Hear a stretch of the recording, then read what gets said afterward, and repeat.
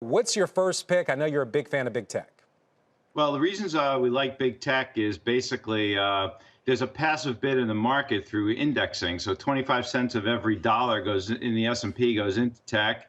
40 cents of every dollar going into the Qs will go into tech. CapEx is now growing in the U.S., and a third of all CapEx is going into technology. As Bertha just mentioned, the China tech crackdown is leading fewer choices for tech investors. There's a growth scarcity out there.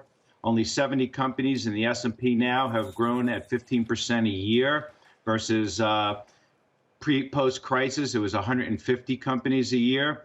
Revenues are growing faster than the S&P. Their tech margins are greater, and the beta in tech stocks is lower than it was 20 years ago.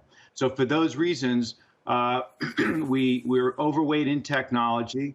The name we're adding right now happens to be one going through a transformational moment where it's moving its revenue stream from product sales to subscription services, and that would be Cisco.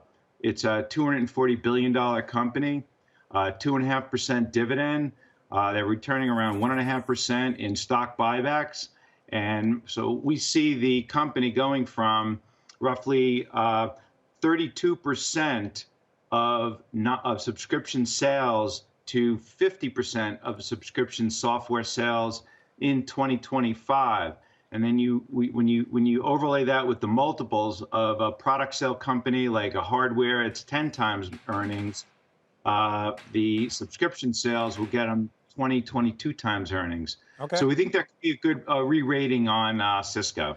All right. I want to ask you another question about Cisco before we get to your other pick, which is FANG, or basically FANG with Microsoft replacing Netflix. But really quick on Cisco. CEO Chuck Roberts' last earnings, he really warned about supply chain issues that would lead to a problem sourcing components and things for their hardware business, and also would lead them to raise prices. Concerned about that at all? I mean, you're talking about things in 2025. What about 2022? Yeah, well, the company's selling at 16.5 times earnings, which is lower than the market multiple. We think it's already reflected in the stock. And supply chain disruptions are really temporary. We expect them to get ironed out over the next year across really a wide range of industries. So back to your other big pick here, which is FANG with Microsoft replacing Netflix. I don't even know how to say it, FAMG, whatever people want to call it now. That's mega cap tech. Why are you so bullish on mega cap tech? A lot of people think it's overpriced and it's kind of run its course, and a lot of people are kind of cycling to different trades like the value trade. Well, we like technology, the mega cap techs, because they have very strong operating cash flow. Take a company like Microsoft. There's $77 billion in operating cash flow. They spend about $20 billion in CapEx. So you have a company that's generating roughly $1 billion a week in free cash flow. And they're turning around and repurposing that free cash flow in whether it's stock buybacks or other items. So that structure of the free cash flow is evident in an Amazon and a Google.